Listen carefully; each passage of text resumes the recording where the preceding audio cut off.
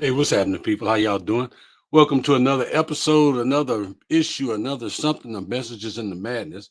Yeah, speaking of madness, that's what I'm in the midst of right now because I'm trying to fix my show. And brother having a little difficulty, but hey, it is what it is. Welcome, y'all. Thank y'all for stopping by this evening. Appreciate you.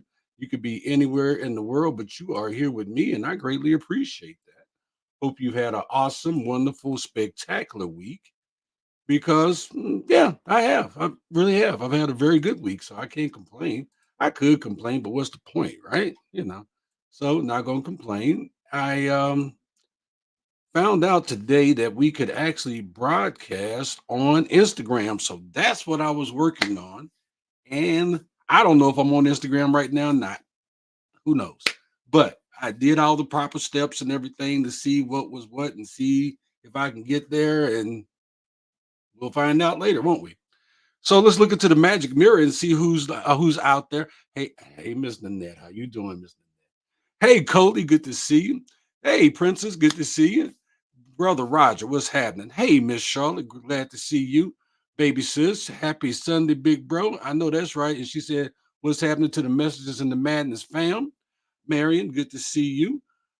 Just hope everybody's doing great, wonderful. And as I always ask, do me a favor. Hey, share the message, all right? So tonight, I believe we've added one more spot to where we're not advertising, where we're broadcasting.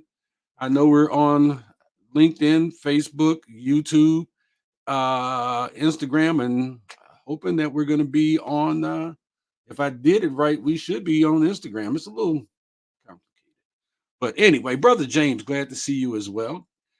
So yes, Kansas City Chiefs won today. Cowboys, we got our butt kicked. We got whooped like we stole a hog out of Piggly Wiggly. Yes, we did. But guess what? I'm still rocking it. I'm still here. I am still here.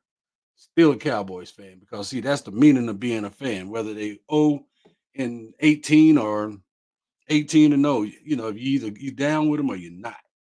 So yeah, I'm still a fan. Anyway, like I said, I hope everybody had a great week.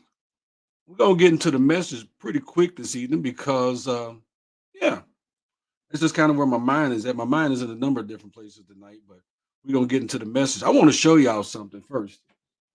Can y'all see my background there? Hey, Miss Barbara, good to see you. You see the background? Let me see if I can get out the picture a little bit more, or let me see if I can just fade me out because I really want y'all to see this picture that we got here. And yeah, there we go. And I'm gonna put this up after the show. But ain't that cute? I mean, I think that is just there's a story to that. And the story is what brought me to the story for tonight, or what we're gonna talk about tonight. It does tell a story, and it's a very touching story. So tonight, what the topic of the show is my Christmas story from bare bones to blessings. And I could not draw that. So what I did is I asked AI, I asked Chat GTP if they could draw me a picture of a 4-year-old little boy and his great grandmother in a one-room shack with a potbelly stove and one Christmas present under the tree. This is what it came up with. And it almost brought me to tears because this was the first Christmas that I could remember. And it was with my great grandmother, Miss Edna Mae Taylor, who I thought was my mother, and I thought my mother was my sister. Um, yeah, and then as life went on, I found out that my mother was actually my mother, and not my sister. My grandmother was my great grandmother. I called her Granny, but I was with her since birth.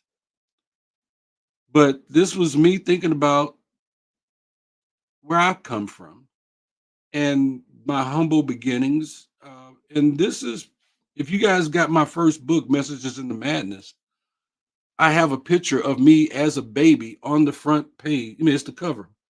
It's me and a pamper sitting on a porch of a one room shotgun shack in Heidenhammer, Texas. So when I say come from very humble beginnings, I really did come from very humble beginnings. So this this meant something to me. It's meant a lot to me. And honestly, yeah. So tonight we're gonna. I'm sorry if I get a little misty eyed tonight, y'all. I'm gonna apologize up front. But what made me think about Christmas and what's going on and where we're at is that Christmas means something different to everybody. So like when I first think about Christmas, I'm taken back to this my early years when we was broke. They call them lean times. That's the politically correct term for it. But back then, Christmas didn't come with glitter and glamour. I was potty trained in an outhouse. And this right here, this picture right here is almost my granny's place, except for I do remember there being a sofa. But it didn't come with glitter and glamour. It was more about huddling together in a one-room shack. Maybe, she got a little tree and she got some lights. I don't even know where the lights came from. I was too young. I didn't care. And I was too busy trying to figure out how Santa Claus was gonna come through that through the pipe on that stove. But we decorated the tree together. And they were homemade. I mean, you bought the tree, you bought the lights, and she taught me how to make a couple of things, and we put them on the tree. We didn't have much, but she and I had each other. And I know I had cousins and family members, and that's all that mattered to me. I remember she asked me, "What did I want?" I can't remember what I told her, but there was a present under the tree for me. It was just one for me. Because, see, my brother and my sister, well, my brother, I don't know where my brother was, and my sister hadn't made it into the world yet. Well, anyway, my great grandmother ended up passing away when I was 6. She died buttoning up my shirt. I was in kindergarten, and she was buttoning up my shirt. I'll never forget it, and I probably why I don't own one to this day. But it was a lavender shirt, button-up shirt, and I had to be dressed up, for that day. And she was buttoning up my shirt, and she just fell back on the bed. And I said, "Granny, stop playing," because I thought she was just playing sleep. She was gone. But she and I would huddle together in that little place, and she would talk to me, and she would read to me, and she would sing to me. She'd cook for me. Yeah, it was probably popcorn on a string for Garland, because I still love popcorn to this day. Like I said, we didn't have much, but we had each other, and that made Christmases special in their own way, and they still do. It was about, like I say, she tell me stories, and whatever gift I got, I know it wasn't expensive because we didn't have a lot. She had a Social Security, and that was back in 1960s, 60s and the 70s. So it wasn't a lot of money, but those inexpensive gifts meant the world to me, and taught me the real essence of Christmas. It's not the size of your tree or the number of presents under it, but the size of your heart and the warmth in your home. And that is so true because, see, I know after my grandmother passed, and my best Christmases were when me, my brother, and my sister were together with my mother. That was the best Christmases. The worst Christmases is when we were apart. And those Christmases that we was together, we may not have had much, we may not have gotten much, but we had each other, and that was important to us. So I remember one year My mother, we had Christmas under the tree. We had Christmas presents under the tree. And something happened, and my mama needed the money. She took all the presents and sold them. And so when we woke up on Christmas, all we had was a tree. But it didn't matter to me because I was with my brother and my sister, and we figured it out. We're still, we made it through. So, like I say, as life, as the life wheel turns, I ended up in better, well, I found myself in better circumstances. Christmas began to change for me. It was like walking into a different scene where I could afford those things I once dreamed of. I was able to provide my children Christmas and provide my grandchildren presents for Christmas. My wife presents, family. And I think back to those times when it wasn't possible. Yeah, James, I remember, yeah, hard candy. I remember one Christmas I got that. I did get that. Sound is fading in and out. I don't know why it's fading in and out, guys. I'm sorry. I'm talking. If I was talking any more than this thing, it'd be right here. How about that? Is that better? But I'll put it right there because some people say it's fine, some people say it's not. But um, there was Christmases as a kid. I remember one year I got underwear. One year I got fruit. I got apples and oranges one year and bananas. And I gave the bananas away to my brother because I couldn't eat bananas. I was allergic. Um, yeah. So yeah, the life went on. And I was able to provide for my family, be able to give my children the Christmas that I always wanted. And it wasn't easy. I remember that first Christmas. I could afford things. Yeah, I could afford to buy things I actually couldn't buy 2 years prior without worrying too much about the budget. It was a thrill to it, sure, but a strange feeling at the same time. It was a feeling of nostalgia and wanting to keep it,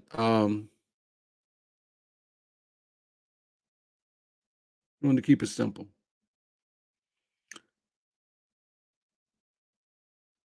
I used to be afraid of traditions,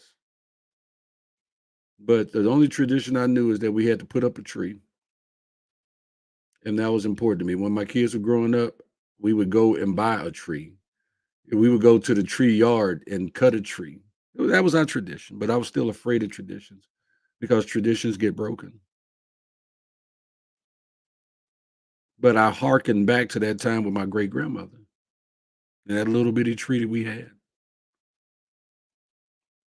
So now my traditions are really simple, and I try to keep them simple. The only present I want for Christmas, the only thing I've ever asked for really for Christmas is to see it and to see my family, or at least hear from my family.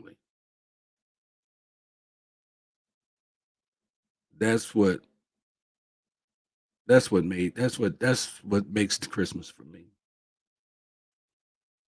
So, that's my traditions. Seeing my family, being with my family. And as I think about Christmas, I start blending the past with the present.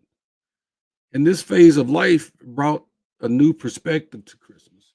It became it is a celebration of not just where I am now, but also where I came from, Heidenhammer, Texas, out 7 miles outside of Temple. The same Heidenhammer was on the same road, 7 miles straight down the road as the hospital I was born in.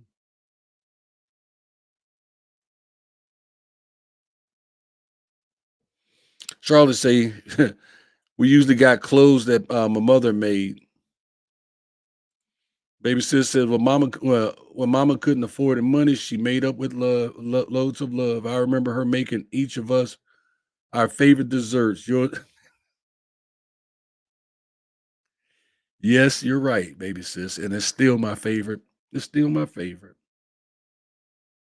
I remember one year I went to go visit mom. Mom made two pecan pies, and she said you can have the one that you can cut. She made two. One was as hard as a brick, and the other one was fine. And I laughed my ass off, but she made it with love. And you're right; those were the best times. James say photos and memories. Baby sis says, as I've gotten older, no kiddos, I don't celebrate many holidays like I used to. Besides, my family is nowhere near me. Well, I'm gonna correct you. I'm always with you, baby sis. Yeah, Ronald's was banana pudding, and yours was chocolate pudding pie. Yes, it was. I remember that. So, again, like I say, this phase of my life now, it brings new perspective to Christmas. It's a celebration of not just where I am now, but where I came from, and and I ask you for that to be for you. Look where you were, and look where you are now. Where did you come from? And what are the things that you brought with you to the point you are in life right now?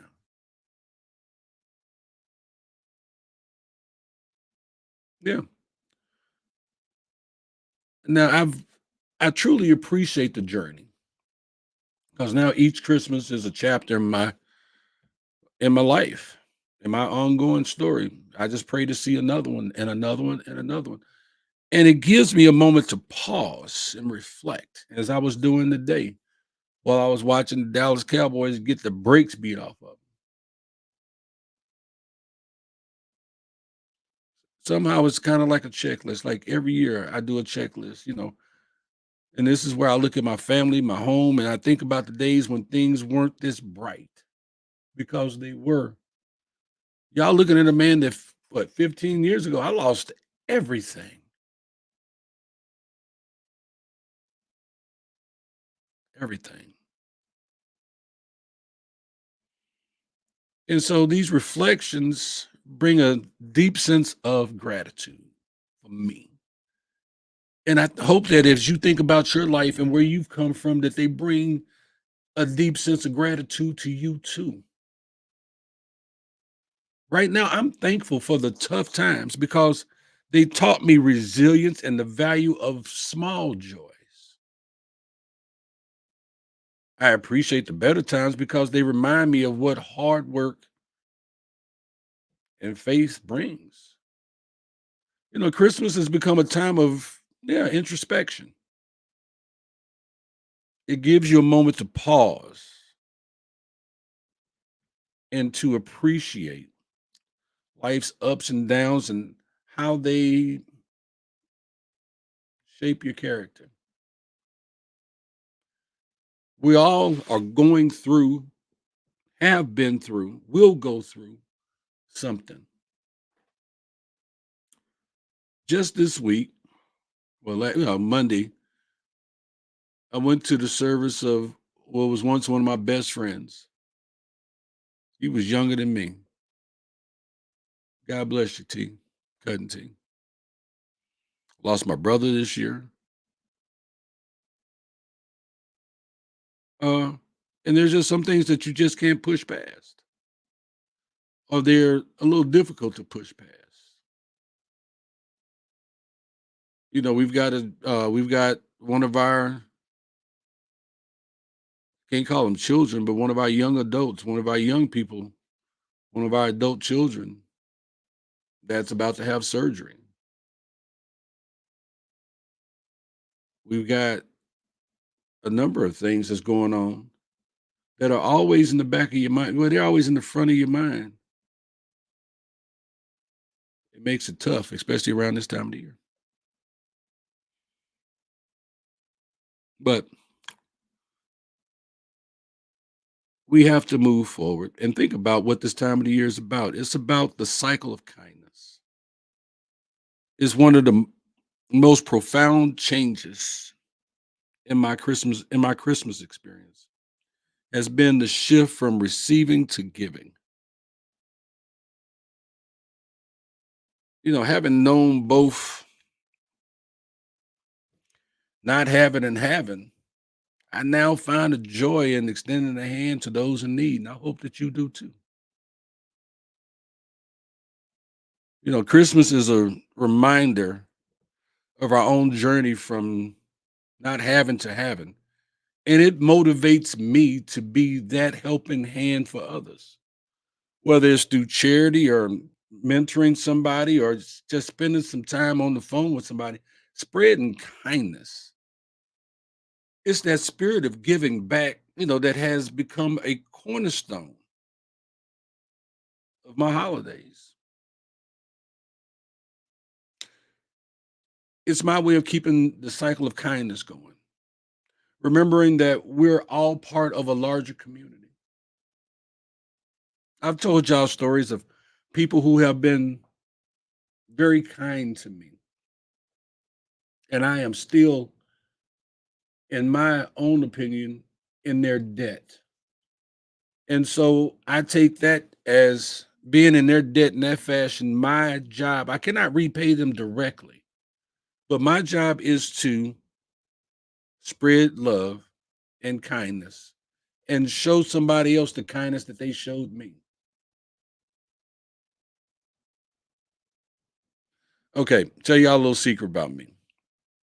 I like to go to pawn shops and look at camera equipment. That's what I do. I like to do that. And I was negotiating this camera lens, and this woman came in to the pawn shop and she had a laminator for laminating plastic sheets of paper. And the man asked her, "How much you trying to get for this?" She said, "I'm trying to get whatever you can give me for it because I started a new job and I need gas money to try to get me through for at least a week, maybe two." And the man said, "I can give you $20 for it if you pawn it, but I'll give you 40 if you sell it." And before I even knew what had happened, I reached in my wallet and I told the lady, I said, "Ma'am, take your laminator back. Here's $40. Good luck with your new job." She said, "For real?" I'm like, "Merry Christmas." It wasn't me trying to showboat, but this lady was in a situation, and all I was doing is extending kindness. And if $40 is going to break me, I'm doing something really wrong. Kindness, the spirit of giving back. That's my cornerstone. That's how I keep the cycle of kindness going. Because see, we are all part of a larger community. We are. So Miss Barbara said, "But God, amen." Miss Charlotte says, we appreciated things more back then when we didn't have much. Everything is so commercialized now. I don't think we remember what it's all about." And I think you're right, I think you're right, Miss Charlotte. I think a lot of times we do miss it. So that brings me to my next point is celebrating growth and gratitude. So for me, Christmas isn't just a holiday. It's a personal milestone. It's a mix of past struggles and present joys. It's about celebrating growth, embracing gratitude, and remember the path I've walked. Like this week, me and Mr. Net, we celebrated our anniversary. That's celebrating growth. Each year, as we, hang lights or wrap presents, I don't really wrap presents. I don't. I'm serious. I I I couldn't get a job at JC Penney's wrapping presents. I'm horrible at wrapping presents. I put them in a gift bag, put some tissue in it. Here you go. or I put it in a card. If it's a gift, I can put it in a card. Here you go.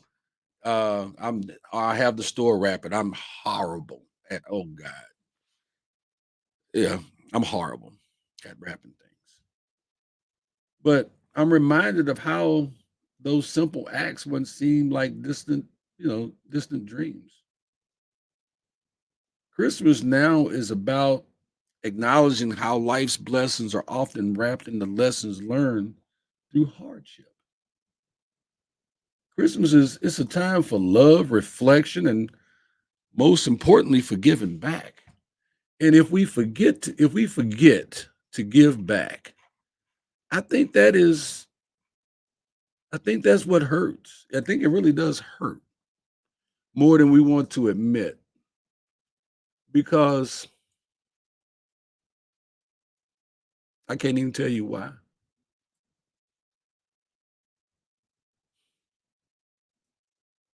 Now, if you go and you look on the internet, hey, daughter, Miss Spamey. I'm sorry, I lost my place here in the notes. Okay. Oh, what's up? What's up, Doc? Thank you, sir. Miss Barber says, love, kindness, giving is more important to me than being on the receiving end because I feel we need to spread and show more love to others that way. I agree. Hey, daughter, good to see you. Miss Spamey. I agree with you, Miss Barber. But like Miss Charlotte just said, it's become so commercialized. Very, very, very, very commercialized. And the commercialization of Christmas is evident. Hell, they start putting up Christmas stuff right after Halloween. And it's been commercialized that honestly,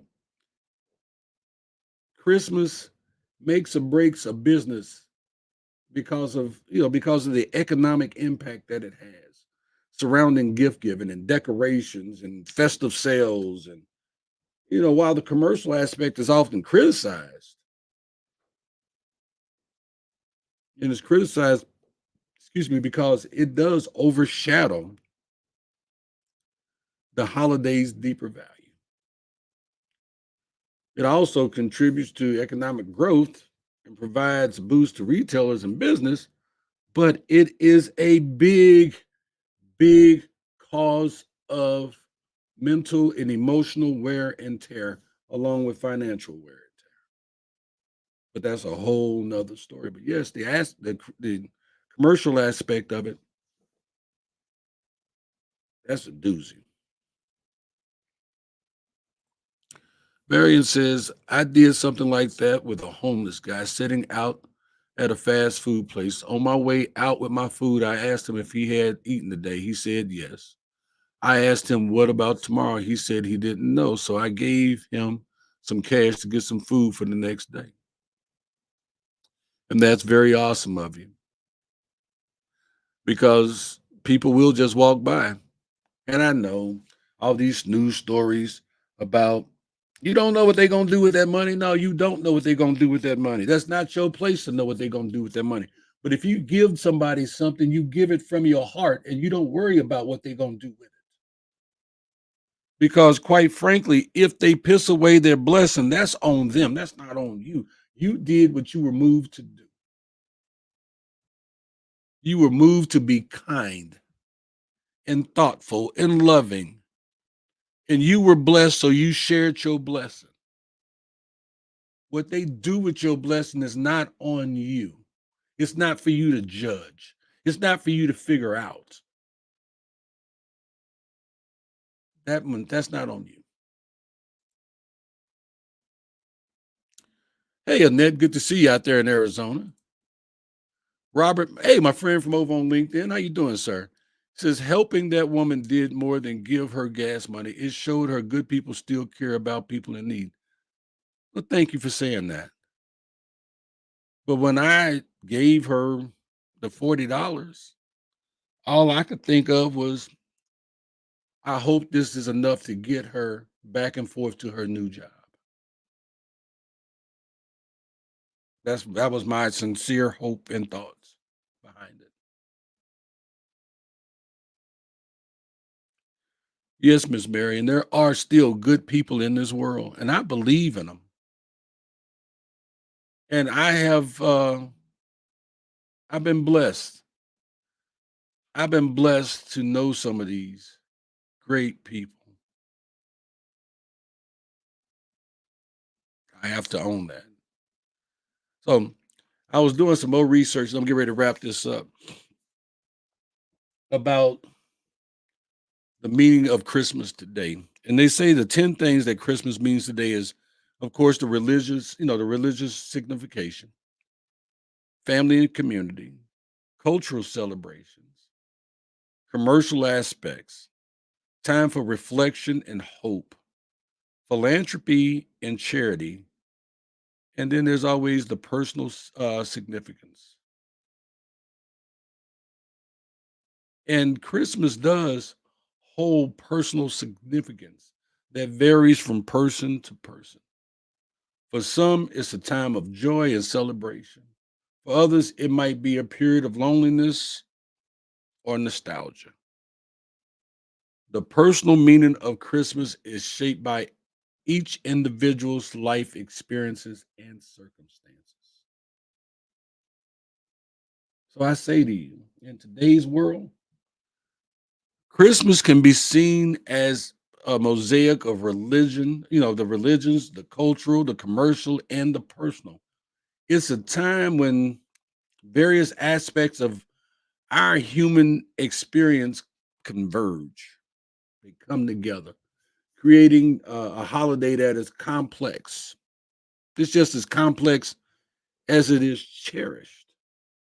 But the true meaning of Christmas, therefore, lies in each individual. It lies in their hearts and what they do, with how they practice.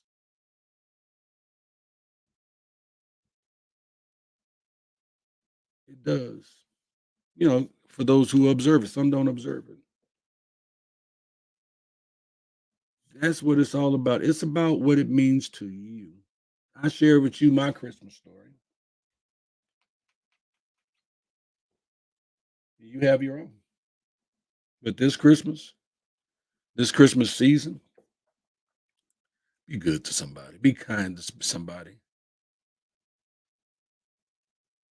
Don't let the holidays get you down. Don't let them get up under your skin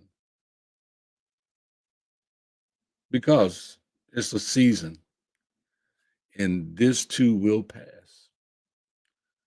So, Miss Miss Annette said you're an angel. Well, thank you. I've been called a number of things, but I don't know if I've been called an angel. But thank you very much. Barbara says it's not always money. We went out and picked greens out of a big field and gave trunks of greens away, and then picked pecans and gave pecans away to the elderly that couldn't get out of their homes. So it's not always about money given all the time. And you're right. It's not about money. It's just that sometimes it's just the act of being a good human being.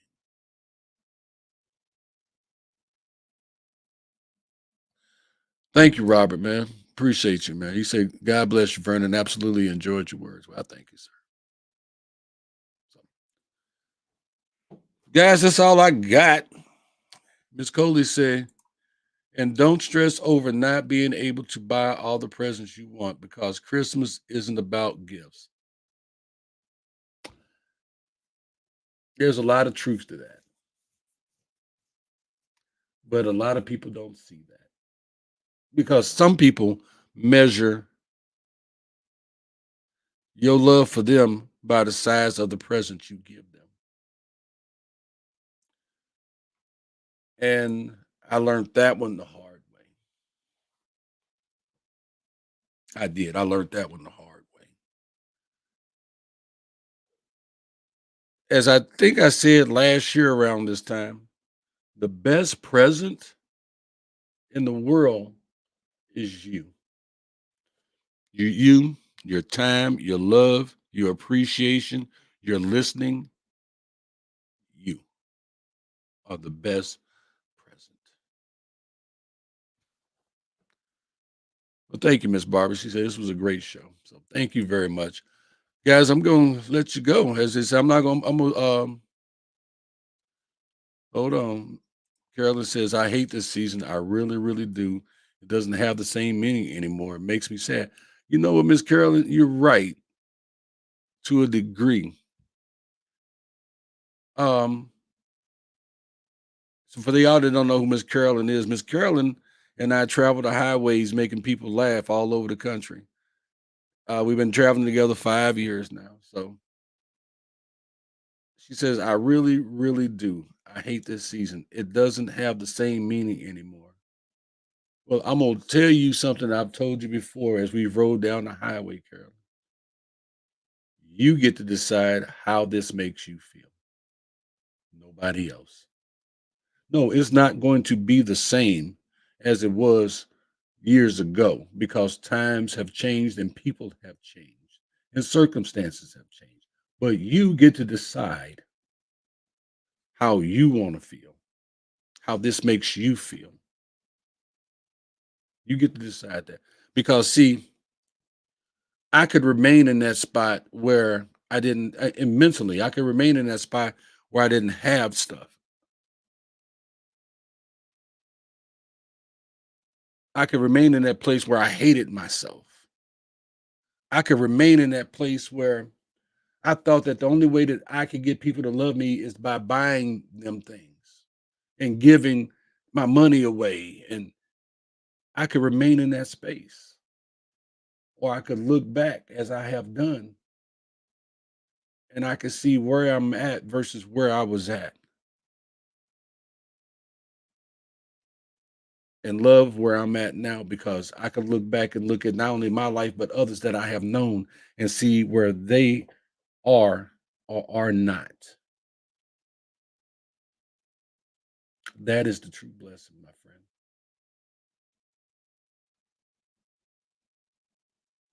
Yeah. So thank you, Miss Marion. Like you say, that's the lady who was driving 104 miles an hour. Yes, that's her.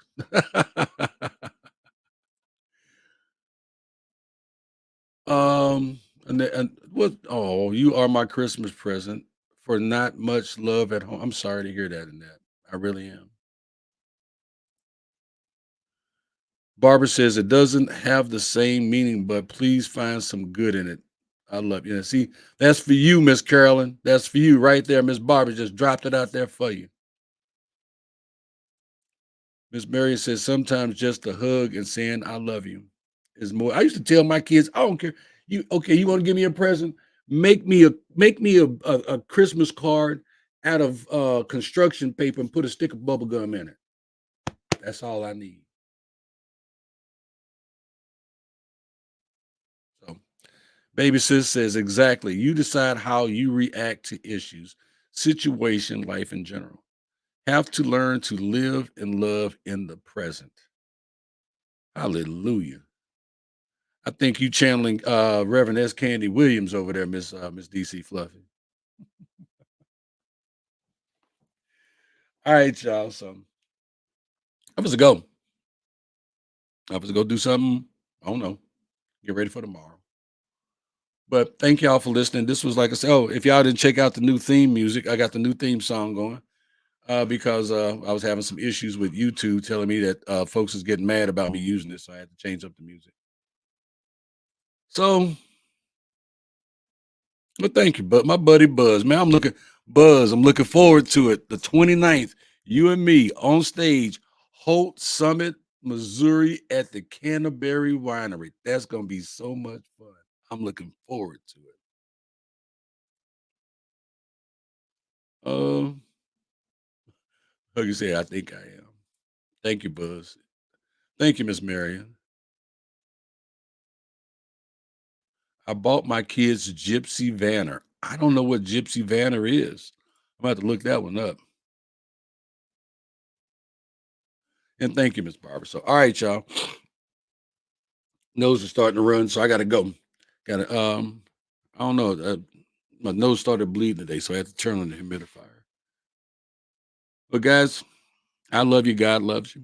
Take care of yourself, love yourself, respect yourself. This has been another episode of Messages in the Madness with yours truly, Vernon Longhorn Davis. And I want you to have a wonderful, marvelous, outstanding week. And I think next week is Christmas Eve. Should we do a show Christmas Eve? Y'all let me know. Send me some comments. Let me know if we should do a show Christmas Eve, okay?